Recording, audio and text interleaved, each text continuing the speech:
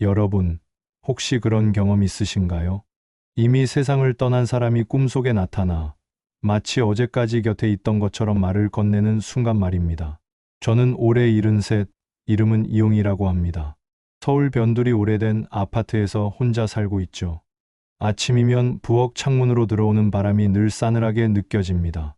전엔 같은 바람을 맞으며 아내와 도란도란 대화를 나눴는데 이제는 바람결 소리조차 허전합니다.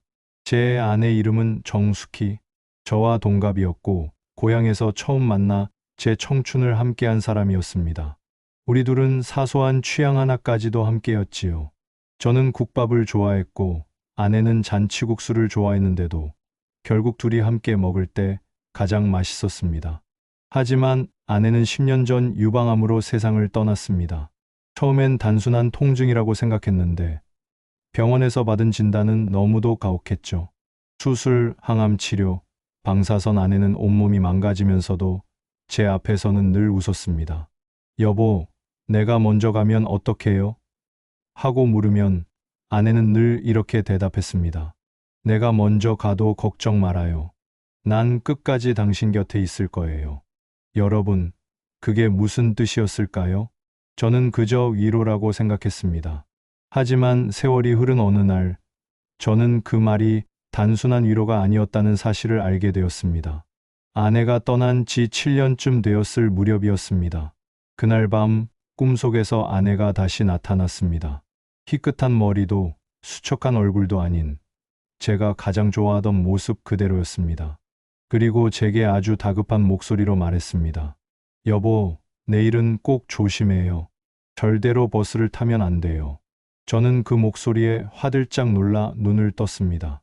어둠 속에서 숨을 고르며 심장이 쿵쾅거리는 소리를 들었습니다. 허튼 꿈일 뿐이겠지. 하지만 이상하게도 그날 밤에는 다시 잠을 이루지 못했습니다. 여러분이라면 어떠셨을까요? 떠난 이가 꿈속에서 돌아와 그렇게 간곡히 말한다면 그걸 그냥 우연이라 치부할 수 있으시겠습니까? 챕터 1 빈자리의 무게. 아침은 늘 같은 순서로 시작됩니다. 알람도 필요 없습니다. 오래된 시계 초침이 벽을 톡톡 치는 소리, 보일러가 켜질 때 미세하게 웅하는 울림, 복도에서 신문이 바닥에 닿는 얇은 마찰음. 그런 것들이 제게는 더 이상 배경이 아니라 하루를 여는 신호가 되었지요. 여러분, 혹시 그럴 때 있지 않습니까? 누군가 떠나고 난 뒤에도 몸이 기억하는 습관이 마음보다 앞서서 움직여버리는 때 말입니다. 부엌 창을 열면 서늘한 바람이 먼저 들어옵니다. 바람을 타고 동네 분식집에서 튀김기름 냄새가 아주 옅게 스며들어오지요. 그 냄새를 맡으면 저는 자동으로 냄비를 꺼냅니다. 멸치를 한 줌 집어넣고 다시마를 한 장 띄워 물을 올리고 끓기 시작하면 된장을 풀어 두부를 깍둑 썰기해서 넣습니다. 이건 제 손이 아니라 아내의 손이 하던 일이었는데 어느 순간부터 제 손이 그 동작을 그대로 베껴 하더군요. 식탁보를 펴고 장미무늬 밥그릇을 꺼냅니다. 그 그릇은 원래 아내가 아끼던 것이었습니다. 화채 같은 밝은 무늬가 박힌 그릇을 보면 제 마음속에 반사적으로 어떤 장면이 펼쳐집니다. 신혼 초 전세방 한 켠에 상을 펴고 밥을 먹던 날들, 아내가 여보, 오늘은 내가 된장국에 들깨가루 살짝 넣어봤어요. 하고 자신만만하게 웃던 얼굴. 저는 그 그릇 앞에서 한동안 멍해집니다. 그리고 습관처럼 수저를 두 벌 놓습니다. 하나는 제 앞, 하나는 빈 의자 앞. 빈 의자. 말 그대로지만 제겐 그 두 글자가 세 글자처럼 무겁습니다. 빈 의자. 제가 그 앞에 밥을 놓는 것은 의식이자 고집입니다. 누군가 보면 어르신, 그러지 마세요. 더 외로워지죠. 라고 말할지 모르지만 저는 그 빈 의자가 있어야 하루가 버텨지는 사람입니다. 여러분이라면 어떠실까요?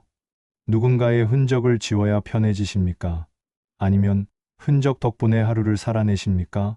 식사를 마치고 나면 제 의식은 또 다른 단계로 넘어갑니다. 수도꼭지를 열고 그릇을 헹구며 창밖을 한번 봅니다. 골목을 쓸고 있는 경비 아저씨, 가게 셔터를 올리는 젊은 부부, 학교 가는 아이들. 아이들이 배낭끈을 움켜쥐고 종종 걸음을 할 때 저는 어김없이 가슴 한켠이 저릿합니다. 우리가 아이를 키우던 시절이 떠오르기 때문이지요. 그때 아내는 늘 제게 말했습니다. 여보, 애는 밥을 챙겨 먹여야 커요. 아침은 절대 거르지 마요. 저는 그 잔소리 같던 말을 이제야 귀하게 마음에 접어쥐고 있습니다. 그날도 저는 장기를 두러 나갈 참이었습니다. 우리 동네의 경로당 장기파는 제 하루의 작은 모험 같은 곳이지요. 저는 바둑보다는 장기를 좋아합니다. 말이 살아 움직이는 듯한 손맛, 차가 직선으로 쭉 뻗을 때의 쾌감, 포가 멀리 뛰어넘어 장군을 부를 때의 짜릿함, 그런 게 제게는 아직 남아있는 전장잔장 같은 느낌을 줍니다. 외투를 걸치고 모자를 눌러쓰면서 저는 무심코 거울을 봅니다. 볼이 조금 더 움푹 들어갔고 머리칼이 더 휘어졌더군요. 저는 거울에다 아내에게 하듯이 중얼거렸습니다. 숙희, 나 다녀올게. 오늘은 이길게.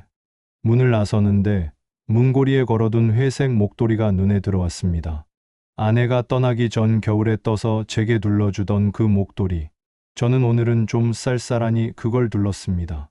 목에 감기는 촉감이 오래된 기억을 건드리는 바늘 같아서 잠깐 숨을 고르게 되더군요.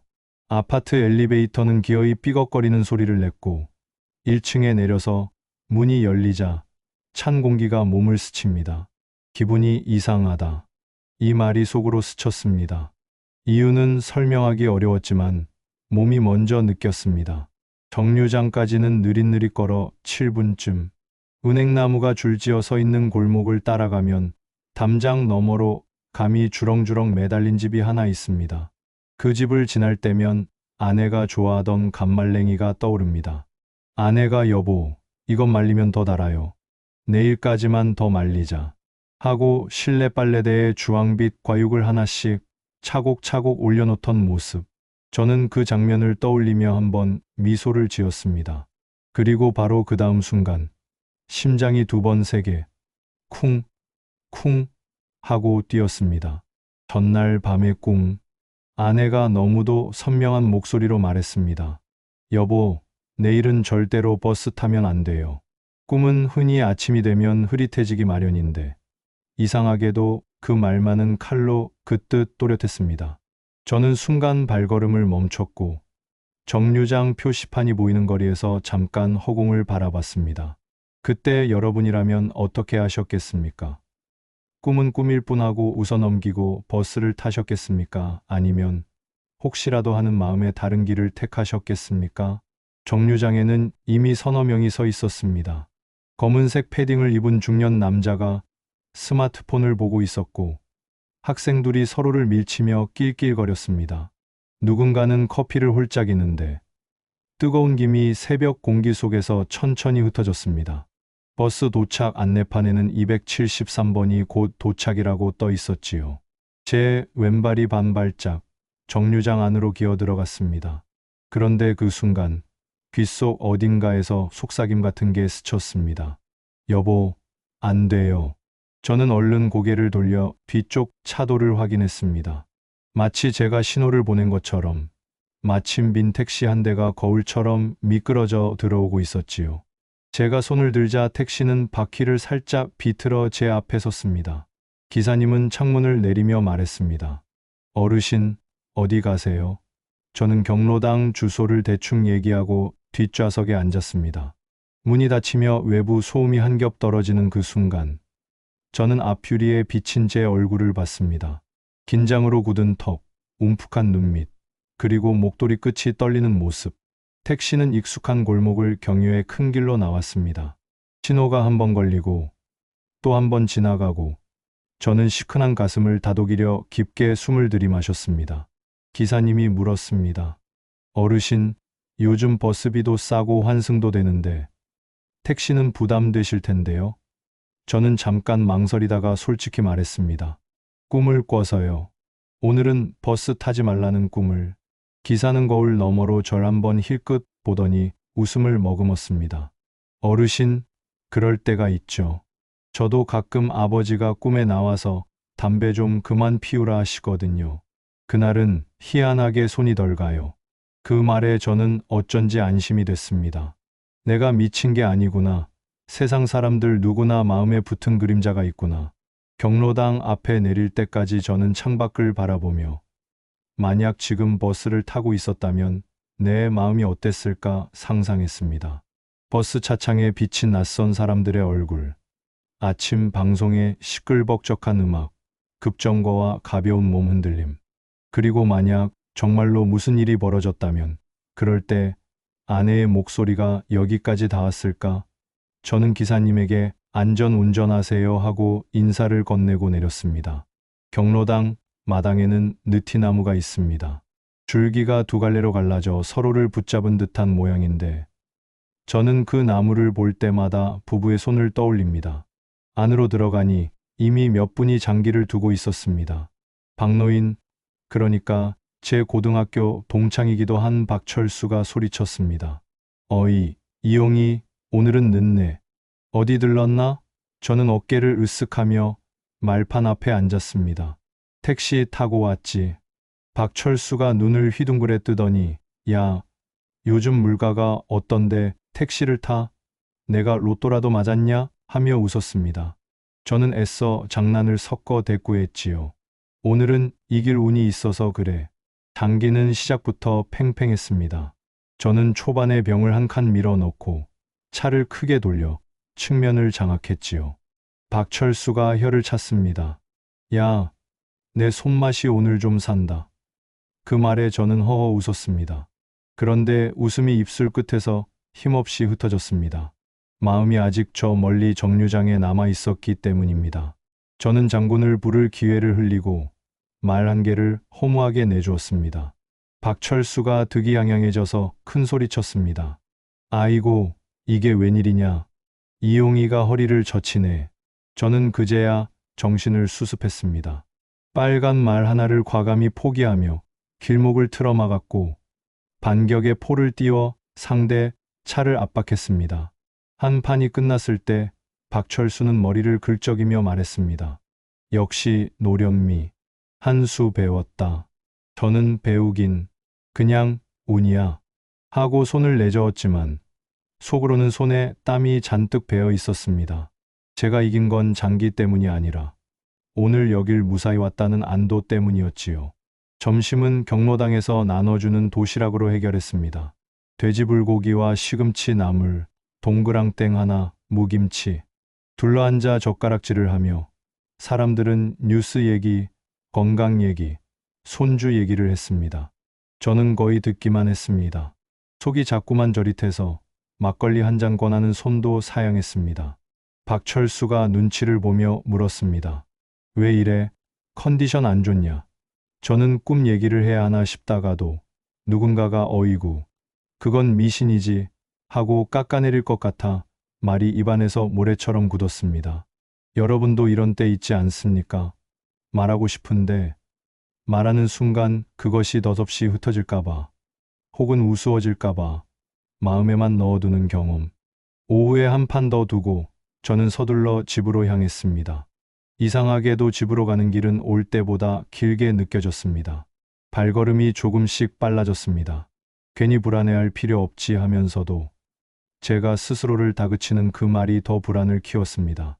현관문을 열자마자 저는 TV를 켰습니다. 손에 리모컨이 쥐어진 이유를 저 자신도 설명하지 못했지만 마치 무언가를 확인해야만 하는 심정이었습니다. 난 뉴스가 막 시작되고 있었습니다. 화면 하단 자막이 번쩍이며 흘렀습니다. 오늘 오전 273번 버스 교차로에서 전복 다수 부상. 제 귀 안쪽이 웅하고 울렸습니다. 앵커의 목소리는 분명히 운전기사가 갑작스러운 의식 소실을 보이며 라고 말했지만 그 다음 말은 물속에서 들리는 것처럼 멀어지고 맙니다. 제가 기대서 있던 소파 등받이가 뒤로 밀려났고 리모컨이 탁 바닥에 떨어졌습니다. 심장이 제 귓가 바로 옆에서 박동하는 것처럼 요란했습니다. 손끝이 차가워지고 이마에 차가운 땀이 맺혔습니다. 저는 눈을 감고 아주 천천히 숨을 내쉬었습니다. 그리고 아주 작게 그러나 분명하게 말했습니다. 숙희 내가 나를 구했구나. 그 말이 나오자마자 눈물이 쏟아졌습니다. 억지로 삼켰던 뭔가가 와르르 무너져 내리는 느낌. 저는 양손으로 얼굴을 감쌌습니다. 손바닥에 닿는 볼의 온기, 눈물의 짠내. 한참을 그렇게 앉아 있다가 저는 문득 부엌으로 갔습니다. 식탁 위에 빈 의자가 정면으로 보였습니다. 아침에 제가 올려둔 수저 한 벌이 반사광을 튕기며 말없이 누워 있었습니다. 저는 그 수저를 살짝 들어 자리 위를 한번 쓸었습니다. 마치 누군가가 방금 일어나 갔다가 금세 돌아올 것처럼 정돈해주고 싶었습니다. 휴대전화가 진동했습니다. 박철수였습니다. 야, 뉴스 봤냐? 273번 사고 났대. 너 오늘도 그거 타고 오지 않았냐? 저는 숨을 가다듬고 답했습니다. 오늘은 택시 탔어.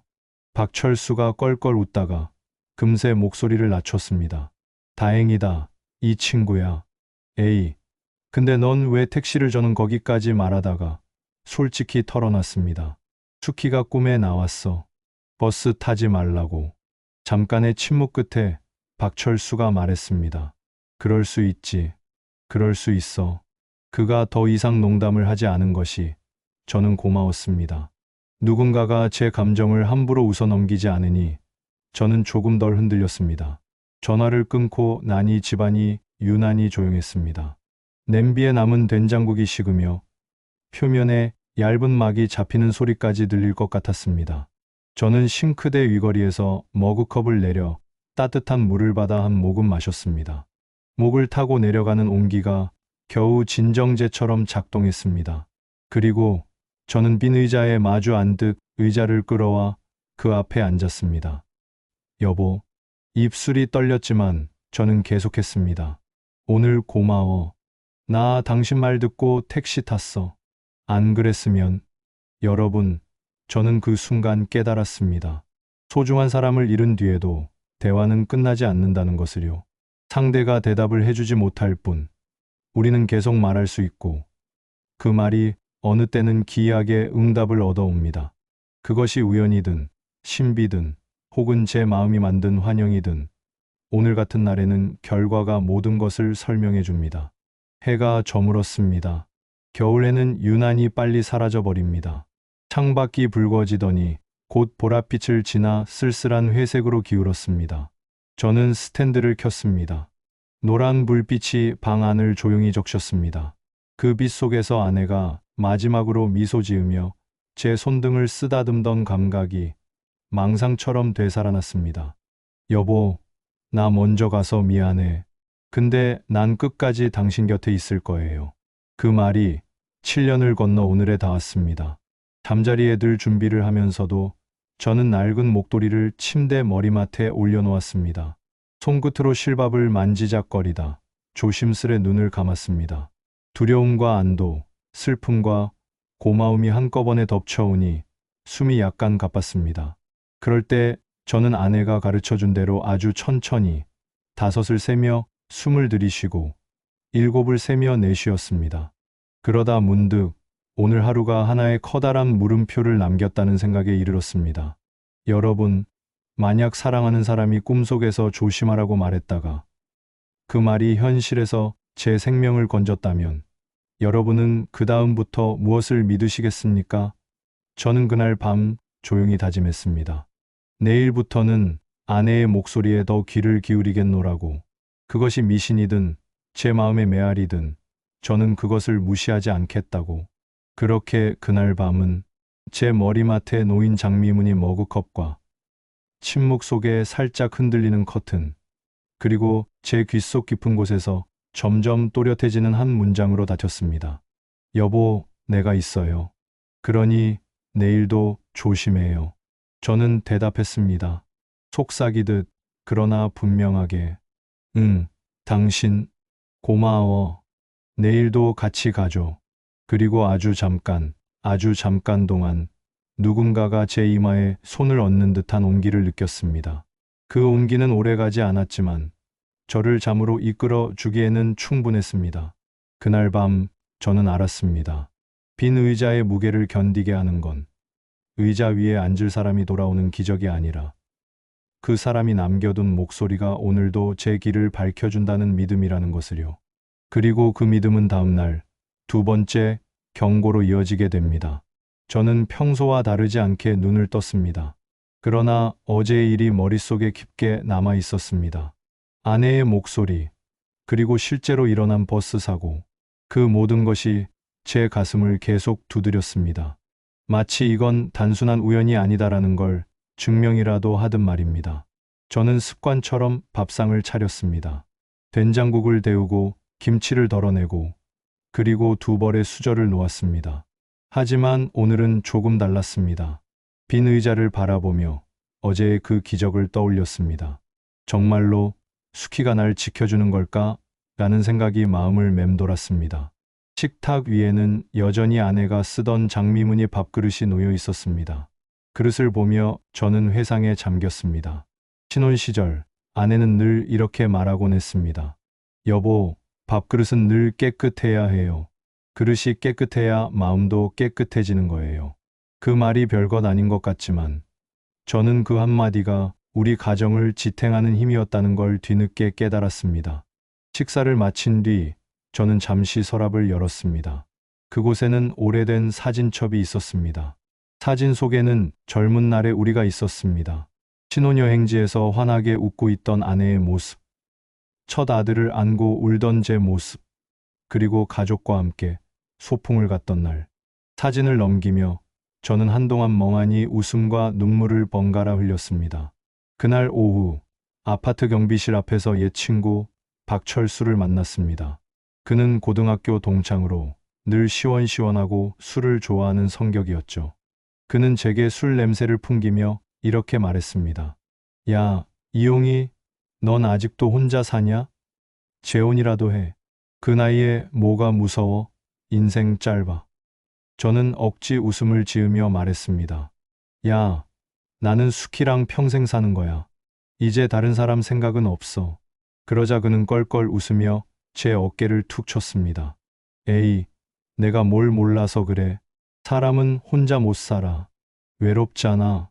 아내가 떠난 지가 벌써 몇 년인데 이제 좀 마음 열어도 되잖아? 저는 대꾸하지 않았습니다. 그냥 어깨를 한번 으쓱하고 발걸음을 옮겼습니다. 하지만 마음속은 흔들렸습니다. 과연 내가 이렇게 평생을 혼자 살아도 괜찮은 걸까? 그러나 동시에 수키가 없는 삶에서 다른 사람을 맞이한다는 건 제게는 상상조차 할 수 없는 일이었습니다. 그날 밤 저는 또다시 꿈을 꾸었습니다. 꿈속의 아내는 병든 모습이 아니라 28살 신부 시절의 모습이었습니다. 하얀 원피스를 입고 머리에 꽃핀을 꽂고 환하게 웃고 있었습니다. 여보, 나 때문에 너무 마음 닫지 말아요. 아직 웃으면서 살아야 할 날이 많잖아요. 그 목소리를 듣는 순간 저는 눈물이 왈칵 쏟아졌습니다. 꿈속인데도 눈물이 흘러내려 볼을 적시는 것이 생생했습니다. 눈을 뜨니 새벽이었습니다. 방 안은 고요했고 바람 소리만 들렸습니다. 하지만 제 마음은 요동쳤습니다. 아내가 제게 하고 싶은 말은 무엇이었을까요? 단순히 재혼을 권하는 것이었을까요? 아니면 제 삶을 더 활기차게 살라는 의미였을까요? 저는 답을 찾을 수 없었습니다. 다만 서랍 속 사진첩을 다시 꺼내 들었습니다. 그리고 신혼여행 사진 한 장을 오래도록 바라봤습니다. 아내가 꽃핀을 꽂고 환하게 웃던 사진. 그 웃음은 세월이 아무리 흘러도 빛을 잃지 않았습니다. 저는 그 사진을 가만히 쓰다듬으며 속삭였습니다.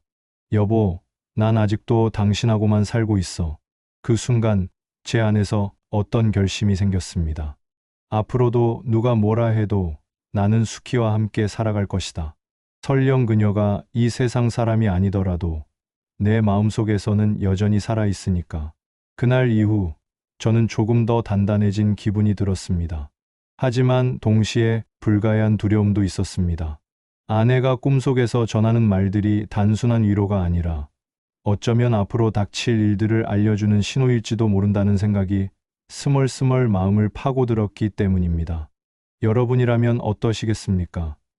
떠난 사람이 꿈속에서 젊은 시절 모습으로 나타나 웃으면서 마음을 닫지 말라고 말한다면 여러분은 그 말을 어떻게 받아들이시겠습니까? 단순한 위안의 메시지일까요? 아니면 아직 끝나지 않은 동행의 시작일까요? 여러분, 사람 마음이란 참 묘합니다. 눈으로는 분명 아무것도 보이지 않는데 어떤 순간에는 마치 누군가가 곁에 있는 듯한 기운이 느껴지기도 하지요. 여러분도 혹시 그런 경험 있으신가요? 설명할 길은 없지만 분명히 누군가가 내 곁에 머물며 손길을 내미는 듯한 순간 말입니다. 아내가 떠난 지 오래인데도 저는 그런 기운을 몇 번이나 느낀 적이 있습니다. 그 중 하나가 바로 전등 사건이었습니다. 전등 교체 사건. 겨울이 막 시작되던 어느 날이었습니다. 날씨가 어찌나 추웠는지 창문 틈으로 들어오는 바람이 살을 애는 듯 했습니다. 저는 부엌 전등 불빛이 희미해진 것을 보고 의자를 가져와 올라갔습니다. 전등이 오래돼서 깜빡거리기 시작했거든요. 낡은 의자 위에 올라가 팔을 뻗는 순간 의자가 덜컥거리며 흔들렸습니다. 순간적으로 아차 싶었죠. 그런데 놀랍게도 그 순간 누군가 제 어깨를 확 잡아 끄는 듯한 힘이 느껴졌습니다. 분명 집엔 저 혼자였는데 말입니다. 저는 가까스로 중심을 잡고 의자에서 내려왔습니다. 심장이 벌렁거려 잠시 벽에 기댔습니다. 그리고 바로 그때 귓가에 아주 낮지만 또렷한 목소리가 들렸습니다. 조심해요, 여보. 저는 얼어붙은 듯 그 자리에 서 있었습니다. 아내의 목소리였습니다. 분명 꿈이 아니었습니다. 주변은 고요했고 오직 제 귓가에서만 그 말이 울렸습니다. 여러분, 이쯤 되면 우연이라 하기 어렵지 않습니까? 아내가 정말로 제 곁에서 지켜보고 있다는 생각이 들었습니다. 며칠 뒤 저는 장에 갔습니다. 겨울철이라 그런지 시장은 김장철 배추와 무, 고춧가루를 사려는 사람들로 북적였습니다. 저는 미리 적어둔 장바구니 목록을 꺼내 확인했습니다. 무 1단, 파 2단, 두부 2모. 혼자 살아도 먹는 건 대충 할 수 없지요. 수키가 살아있을 땐 항상 여보, 먹는 건 절대 대충 하면 안 돼요. 하고 잔소리를 했습니다. 그 말이 아직도 귓가에 맴돕니다. 그런데 장에 가기 전날 밤 아내가 또 꿈에 나타났습니다. 여보, 내일은 현금 많이 들고 나가지 마세요. 꼭 그래요. 꿈에서 깬 저는 잠시 망설였습니다. 평소처럼 현금을 챙겨갈까 했지만 아내의 말이 너무 또렷해서 지갑에는 현금을 최소한만 넣었습니다. 카드 한 장만 챙겼습니다. 시장 골목을 지나는데 왠지 사람들이 이상하게 서성거렸습니다. 어깨가 자꾸 부딪히고 어떤 청년들이 시선을 이리저리 흘리며 사람들을 훑어보고 있었습니다. 그리고는 나중에 들은 이야기지만 그날 시장에서 소매치기들이 여러 사람의 지갑을 털었다고 했습니다. 만약 제가 평소처럼 현금을 잔뜩 들고 갔다면 분명히 당했을 겁니다. 그때 저는 다시금 깨달았습니다. 수키가 또 날 지켜줬구나. 여러분, 사람이 살아가며 가장 큰 사건 중 하나가 집을 마련하는 게 아닐까 싶습니다. 저와 아내도 그랬습니다. 결혼 초 우리는 반지하 전셋방에서 살았습니다. 비만 오면 물이 차올라 대야로 퍼내야 했고 겨울이면 벽에 곰팡이가 피어 방 안이 눅눅했습니다. 그런데도 아내는 늘 웃으며 말했죠. 여보, 언젠가는 햇빛 잘 드는 집에서 살 수 있을 거예요. 조금만 더 힘내요. 저는 월급을 모으고 아내는 아끼고 또 아껴 돈을 모았습니다. 드디어 햇볕이 잘 드는 작은 아파트를 마련했을 때 아내는 집 안을 돌며 손뼉을 치며 말했습니다. 여보, 이 집은 우리가 해냈어요. 우리 아이들 여기서 키우면 얼마나 좋을까? 그 순간의 환한 웃음이 아직도 제 눈에 선합니다. 그 웃음이 제게는 평생의 보물이었습니다. 물론 우리 부부도 다툴 때가 있었습니다. 특히 돈 문제로, 또 아이 교육 문제로 자주 의견이 엇갈렸지요. 한 번은 제가 술에 취해 늦게 들어오자 아내가 화를 냈습니다. 여보, 당신은 가족 생각은 안 해요. 술이 그렇게 좋아요. 저는 그날 아내에게 큰 소리 쳤습니다. 나도 좀 숨 좀 쉬자.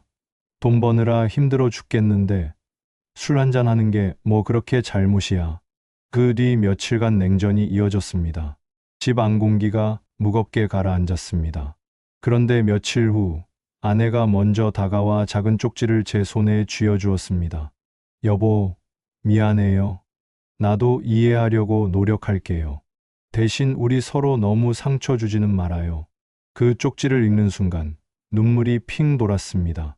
그렇게 우리는 화해했고, 그때부터는 다툼이 생기면 언제나 먼저 손을 잡고 풀었습니다. 아내는 늘 함께 가는 길을 선택하던 사람이었습니다. 다시 현재로 그런 기억들이 문득문득 떠오를 때면 저는 지금도 아내가 제 곁에 있다고 믿습니다. 전등 사건, 시장 사건, 그 모든 순간들이 단순한 우연일까요? 아니면 아내의 보이지 않는 손길일까요? 저는 이제 확신합니다.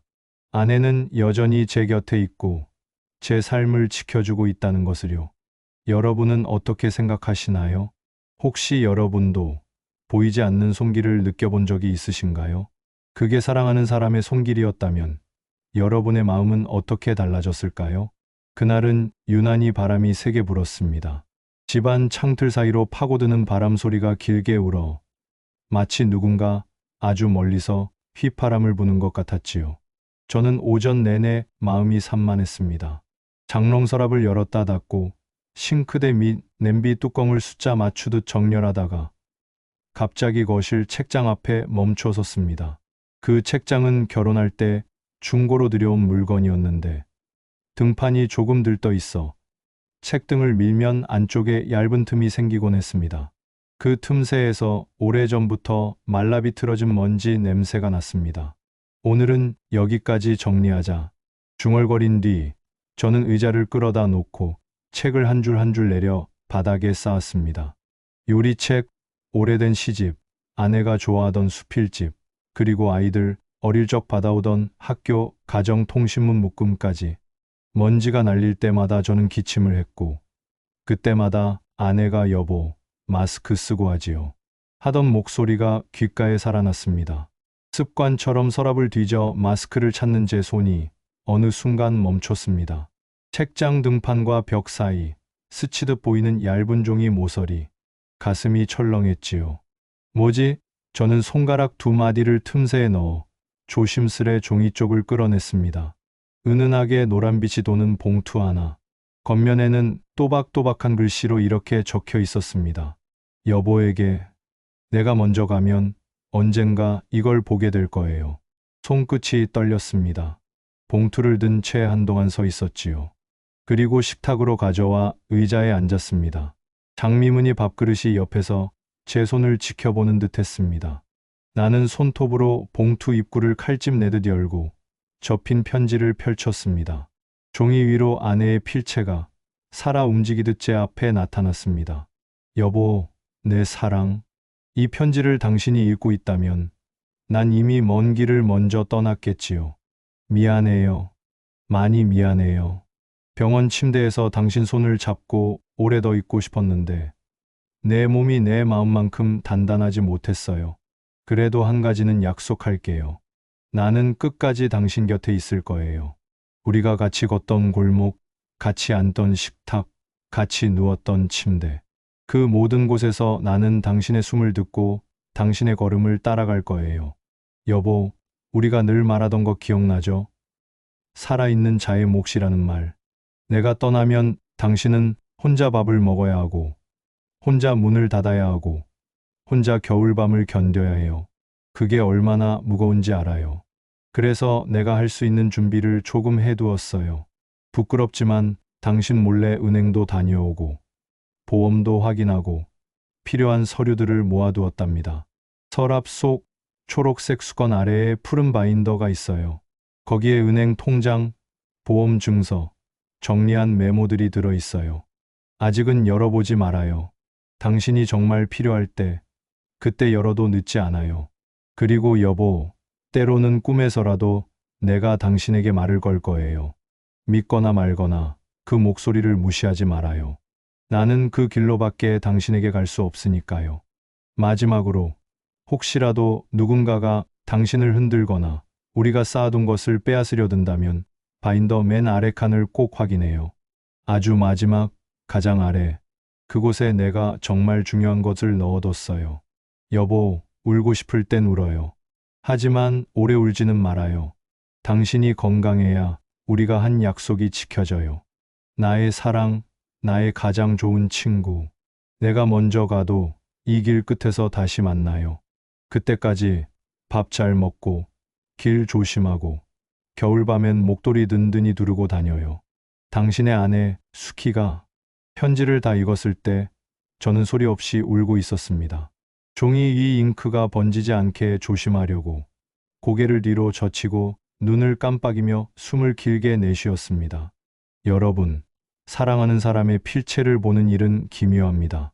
그 사람의 목소리가 종이의 굴곡을 타고 올라와 손가락 끝으로, 눈동자 뒤로, 심장 안으로 스며드는 듯하지요. 저는 손바닥으로 편지의 온기를 한 번 더 느끼고 나서야 조심스레 봉투에 다시 넣었습니다. 초록 수건 아래, 푸른 바인더. 아내의 지시를 따라 서랍을 열자 정말로 초록 수건이 접혀 있었고 그 아래 낡았지만 단정한 플라스틱 바인더가 놓여 있었습니다.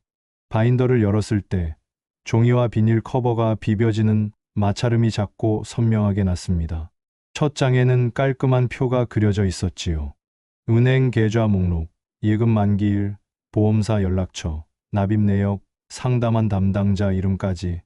아내는 고유의 방식으로 세상을 정리하는 사람이었습니다. 살림살이 서랍을 정리하듯 인생의 서랍들도 라벨을 붙이고 가로 세로 맞춘 사람이었지요. 페이지를 넘길수록 아내가 병원에서 돌아오던 날의 표정이 떠올랐습니다. 그때 아내는 제게 여보, 잠깐 산책할까요? 하고 평소보다 밝은 목소리를 냈습니다. 저는 속으로 알았습니다. 그 밝음은 스스로를 다독이려 꾹꾹 눌러 담은 빛이었다는 것을. 우리가 병원 근처 은행에 들렀을 때 창고 직원이 조심스레 우리를 맞았고 아내는 제 손을 놓지 않은 채 한 글자 한 글자 또박또박 말했습니다. 혹시 제가 자리를 비워도 남편이 불편하지 않게. 그 뒤 문장들은 잘 들리지 않았습니다.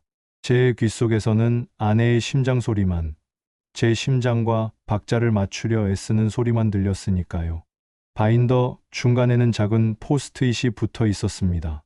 노란 종이에 파란 볼펜 글씨. 여보, 이건 은행 김대리님이 설명해 주신 정리예요.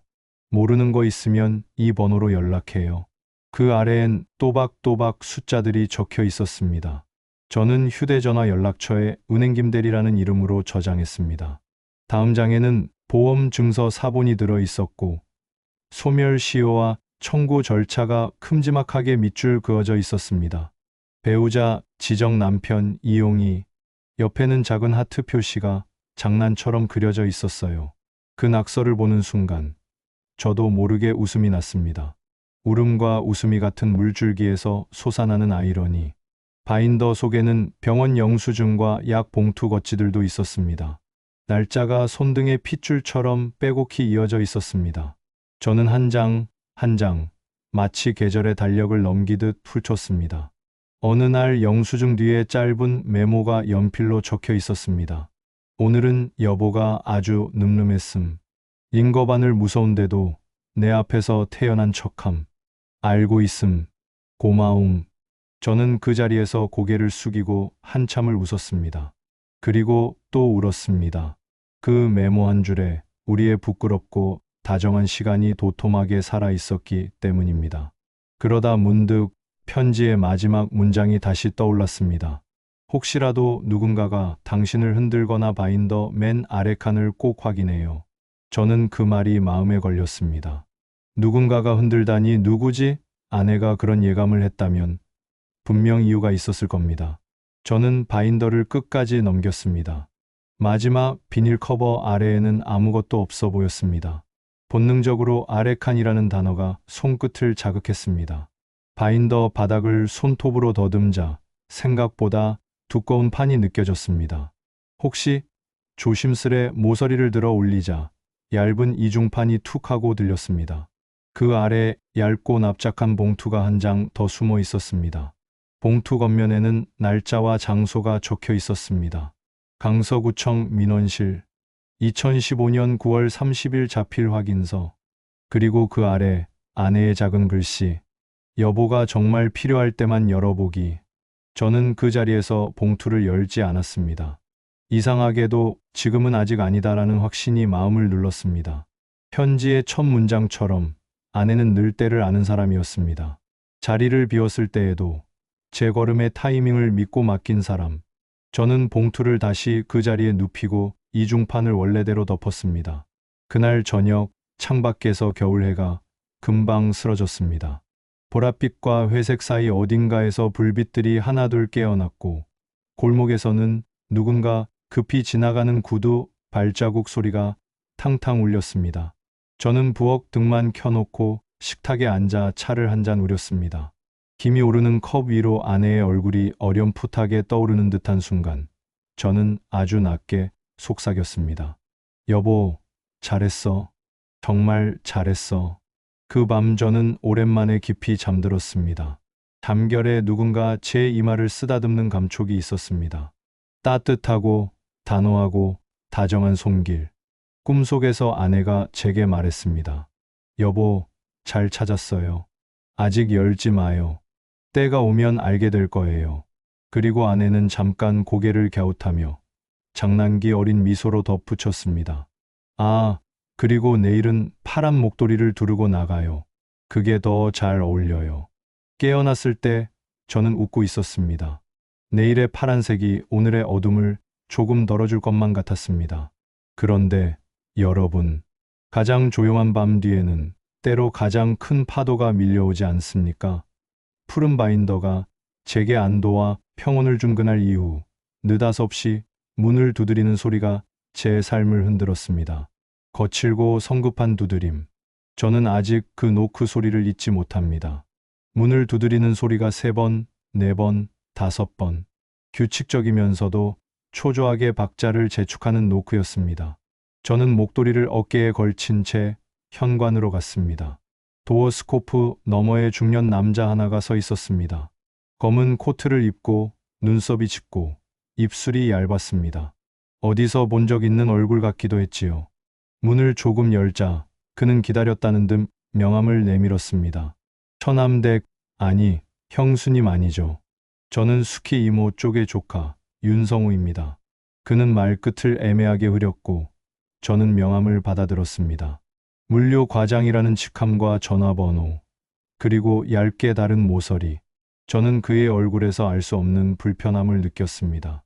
그리고 아주 단호하게 고개를 끄덕이며 물었습니다. 무슨 일이죠? 그는 거실로 들이달라고 손짓했습니다. 실례가 될까 싶어 저는 일단 차를 한 잔 권했습니다. 그는 컵을 받자마자 본론으로 들어왔습니다. 다름 아니라 수키 이모가 예전에 친정 쪽으로 남겨준 돈이 좀 있어서요. 그게 형님 쪽으로 가면 안 되는 성질의 거라 정리하러 왔습니다. 그 말은 너무도 자연스럽고 동시에 너무도 석연치 않았습니다. 저는 의자 등받이에 등을 붙이고 그를 바라봤습니다. 무슨 서류라도 있습니까? 그는 기다렸다는 듯 가방에서 서류철을 꺼냈습니다. 표지에는 이임장 상속분쟁 협의서 같은 제목이 큼직하게 박혀 있었습니다. 그리고 한 장에는 제가 처음 보는 인감도장 자국이 붉게 찍혀 있었지요. 그는 자신만만하게 말했습니다. 이건 이모가 생전에 남긴 방향성입니다. 여기 보시면 친정 쪽을 배려해달라고. 저는 한 장을 천천히 넘겼습니다. 종이가 손끝에서 약간 거칠었습니다. 활자의 줄간이 이상하게 비뚤어져 있고 무엇보다 아내의 필체가 아니었습니다. 아내는 리을 부드럽게 휘리릭 그리는 습관이 있었는데 이 서류에 찍힌 몇 줄의 자필은 획이 뚝뚝 끊겼습니다. 저는 고개를 들었습니다. 이건 아내의 글씨가 아닌데요. 그의 표정이 잠깐 굳었다가 금세 풀렸습니다. 형님, 오래전에 쓰신 거라 달라 보일 수도 있죠. 어쨌든 법적으로 깔끔하게 처리하자는 겁니다. 형님이 이 협의서에 도장만 찍으시면 정리됩니다. 그는 펜을 제게 밀었습니다. 순간 늑골 사이로 바람이 스미듯 냉기가 들어왔습니다. 머릿속 어딘가에서 아주 작은 종 하나가 댕하고 울렸지요. 저는 손을 펜 쪽으로 뻗는 대신 부엌 쪽으로 몸을 돌렸습니다. 차 좀 더 가져오겠습니다. 그리고 싱크대 옆 서랍 속 초록 수건 아래 푸른 바인더의 감촉을 확인했습니다. 심장이 어젯밤보다 더 크게 뛰고 있었습니다. 거실로 돌아오려는 찰나 도어락이 삑 소리를 내고 누군가 문을 밀었습니다. 철컥. 다행히 문고리는 안에서 걸어둔 상태였지요. 남자의 목소리가 날카롭게 변했습니다. 형님, 시간 끌지 마시죠. 서로 불편해집니다. 그 순간 제 귀 안쪽에서 또렷한 목소리가 솟았습니다. 여보, 지금 아니에요. 사람을 불러요. 저는 휴대전화를 꺼내 박철수에게 전화를 걸었습니다. 그는 제 숨소리만 들어도 눈치를 채는 친구입니다. 철수야, 집 근처야? 왜? 잠깐 와줄래? 뭔 일인데? 사람이 왔어. 숙희 친정 쪽이라는데 바로 간다. 전화를 끊고 돌아서자 윤성호라는 남자가 한숨을 쉬며 웃었습니다. 형님, 너무 큰일 만드는 거 아닙니까? 저는 좋게 하려는 건데. 그의 웃음 속 어딘가 눈동자의 얕은 떨림이 보였습니다. 저는 천천히 자리에 앉아 말했습니다. 좋게 하려면 천천히 합시다. 서류는 제가 확인해 보겠습니다. 그때 초인종이 울렸습니다. 박철수가 문틈으로 얼굴을 들이밀며 들어왔지요.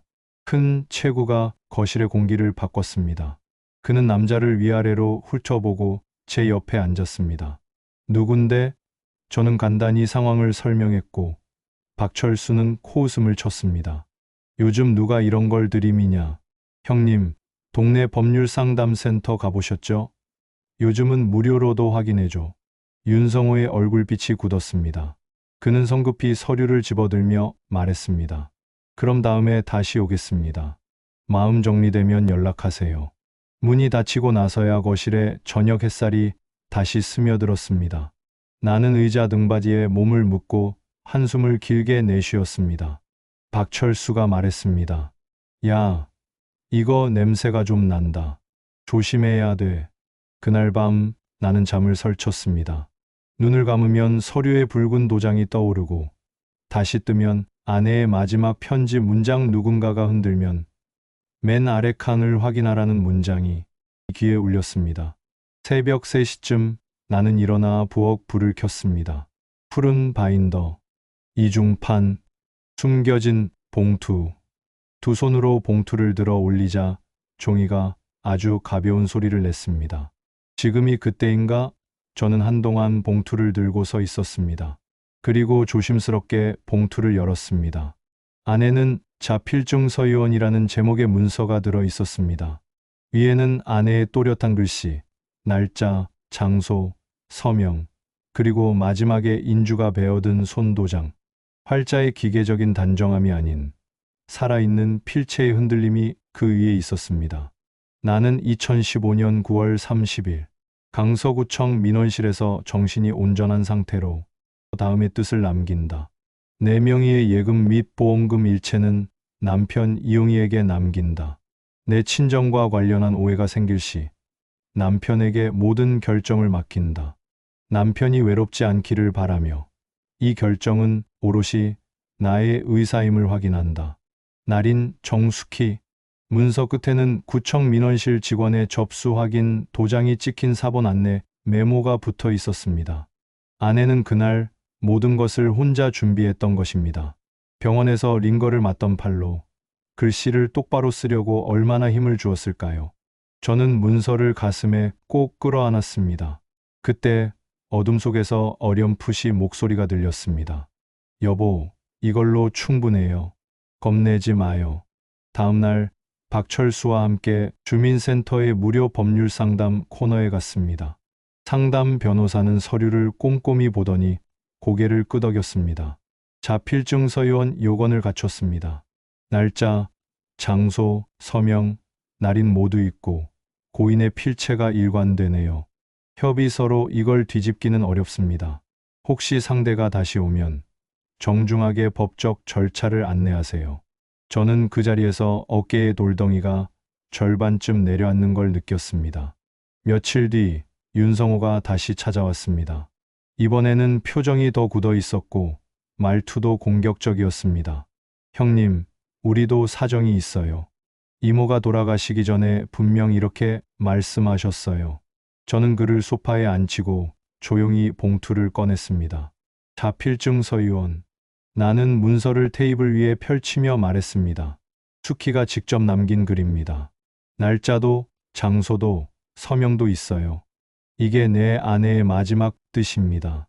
그는 문서를 내려다보며 침을 삼켰습니다. 잠깐의 침묵 뒤에 그는 억지로 웃음을 지었습니다. 형님, 우리가 법적으로. 그가 끝까지 말을 잇지 못했습니다. 박철수가 그때 들어왔거든요. 자, 여기 변호사 의견서 사본. 더 하실 말 있어? 윤성호는 입술을 깨물었습니다. 그리고 의자를 밀치듯 일어나 문 쪽으로 향했습니다. 문턱 앞에서 그는 뒤돌아 저를 보았습니다. 형님, 미워하지 마세요. 저는 고개를 저었습니다. 난 누구도 미워하고 싶지 않아요. 다만 수키의 뜻을 지킬 뿐입니다. 문이 닫히고 나서 집안이 푹 꺼지는 듯 조용해졌습니다. 저는 식탁 의자에 천천히 앉아 잠시 눈을 감았습니다. 귀 안쪽에서 아내의 목소리가 낮게 따뜻하게 말했습니다. 여보, 잘했어요. 그 말은 칭찬이라기보다 서로의 약속을 확인하는 인사처럼 들렸습니다. 그날 밤 나는 오래 묵은 컵을 꺼내 따뜻한 유자차를 우렸습니다. 향이 방 안에 퍼지자 아내가 겨울에 감기 기운 올 때 끓여주던 그 달콤 쌉싸름한 맛이 혀끝에 되살아났습니다. 여보, 오늘은 내가 이겼어. 중얼거리고 나니 눈물이 저절로 흘렀습니다. 이긴 것이 기뻐서가 아니었습니다. 여기까지 오는 동안 보이지 않는 손길이 몇 번이나 내 어깨를 붙잡아 주었는지 그걸 생각하니 울컥해서였지요. 잠자리에 들자 아내가 꿈에 왔습니다. 이번엔 병원 환자 복도, 신혼의 흰 원피스도 아닌 평범한 체크무늬 앞치마를 두른 모습이었습니다. 부엌에서 양파를 채 썰며 그녀는 고개를 들어 말했습니다. 여보, 이제 무서워할 일 없어요. 다만 아직 한 가지 남았어요. 저는 꿈속에서도 마음이 얼어붙는 걸 느꼈습니다. 뭐가 남았는데? 아내는 미소 지으며 제 손을 가볍게 잡았습니다. 당신 마음, 그걸 놓아주지 않으면 아무리 안전해도 외로운 건 마찬가지예요. 그 말은 칼날처럼 날카롭지 않았지만 뼈를 통과해 심장으로 들어왔습니다. 나는 꿈에서 깼습니다. 창밖에서는 새벽 눈이 아주 가늘게 내리고 있었고 커튼 사이로 흰빛이 배어들었습니다. 그날 나는 푸른 바인더를 다시 한번 닫으며 조용히 고개를 끄덕였습니다. 지켜야 할 것은 지켰습니다. 남은 것은 내 안의 문을 여는 일뿐. 여러분, 반전이라 부를 만한 사건은 어쩌면 서류 한 장, 도장 하나로 끝났는지 모릅니다. 하지만 진짜 반전은 제 마음에서 일어났습니다. 나는 혼자다라는 문장이 나는 혼자가 아니다로 바뀌는 데까지 걸린 시간. 그 시간 전체가 반전이었습니다. 누군가 그랬지요. 사람의 마음이 방향을 바꾸는 데 필요한 건 거창한 외침이 아니라 아주 작은 속삭임이라고. 제게 그 속삭임은 꿈에서 건너온 아내의 목소리였습니다. 그리고 우리는 이제 마지막 길목으로 갑니다. 법과 서류의 문제는 끝났습니다. 남은 것은 삶의 속도와 리듬을 다시 조정하는 일. 빈 의자의 무게를 다른 의미로 받쳐드는 일. 윤성호라는 친척이 물러난 뒤로 제 삶은 다시 조용해졌습니다. 하지만 그 조용함은 예전과 달랐습니다. 예전의 고요는 허전하고 쓸쓸한 침묵이었지만 지금의 고요는 마치 누군가가 옆에서 책을 읽어주는 듯한 온기가 배어 있었습니다. 아내가 남겨준 자필증서, 푸른 바인더, 그리고 그 수많은 메모들. 그것은 단순한 서류가 아니었습니다. 그것은 아내가 저를 위해 남긴 또 하나의 대화였고, 시간이 지나도 사라지지 않는 손길이었습니다. 저는 아침마다 여전히 밥상을 차렸습니다. 된장국을 끓이고, 김치를 덜어내고, 수저를 2벌 놓습니다. 하지만 달라진 것이 있습니다. 이제는 그 수저를 놓으며 아내에게 말을 겁니다. 여보, 오늘은 날씨가 좀 풀렸어. 여보, 오늘은 내가 장기를 한 판 이겼어. 여보, 오늘은 우리 손자가 전화했더라. 물론 대답은 돌아오지 않습니다. 하지만 어느 순간 깨달았습니다. 대답을 듣지 못해도 말하는 것 자체가 저를 살게 한다는 것을요. 며칠 뒤 손주가 집에 찾아왔습니다.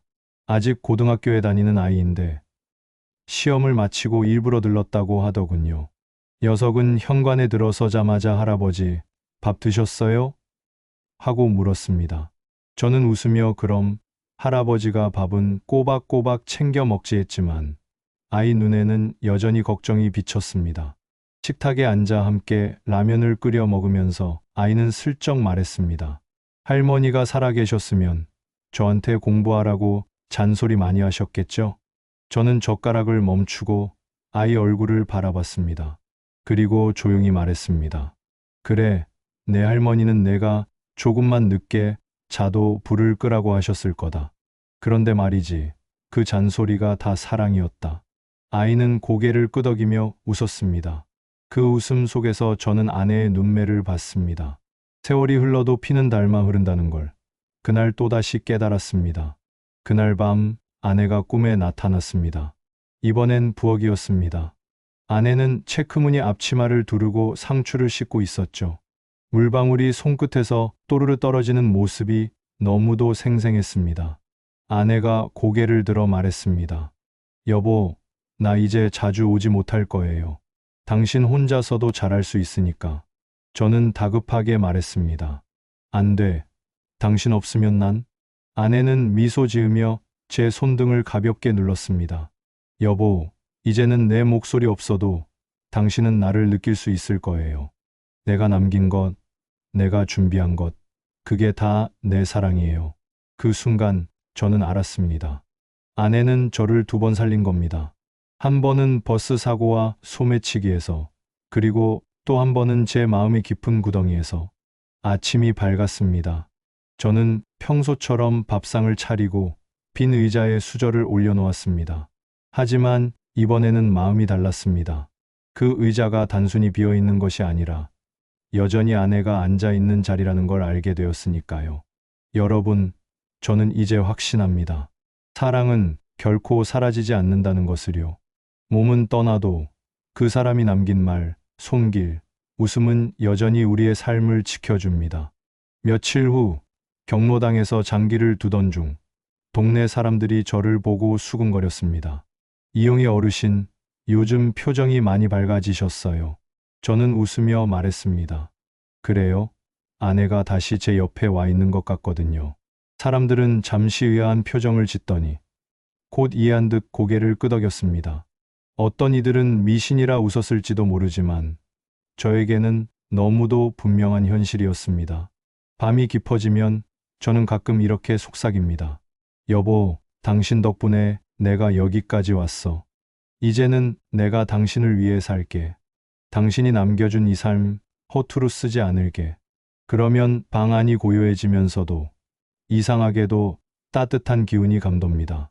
마치 아내가 제 어깨를 토닥이며 그래, 잘하고 있어요 하고 말하는 것 같습니다. 여러분, 오늘 제 이야기를 들으며 어떤 생각이 드셨나요? 혹시 여러분도 세상을 먼저 떠난 누군가가 꿈속에서 나타나 중요한 메시지를 전해준 적 있으신가요? 그건 단순한 꿈이 아닐지도 모릅니다.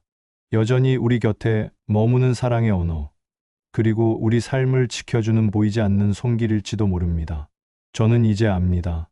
빈 의자의 무게는 슬픔이 아니라 사랑이 여전히 살아있다는 증거라는 것을요. 그리고 그 사랑이 제 삶을 다시 살아가게 했습니다. 여러분이라면 지금 곁에 없는 누군가에게 어떤 말을 하고 싶으신가요? 아직 하지 못한 말이 있다면 오늘 밤 꿈속에서라도 전해보시길 바랍니다. 오늘 제 이야기가 마음에 와닿으셨다면 구독과 좋아요 부탁드립니다. 그리고 여러분의 가슴 속 사연도 저와 함께 나눠주시면 어떨까요? 다음 이야기에서 또 만나겠습니다. 감사합니다.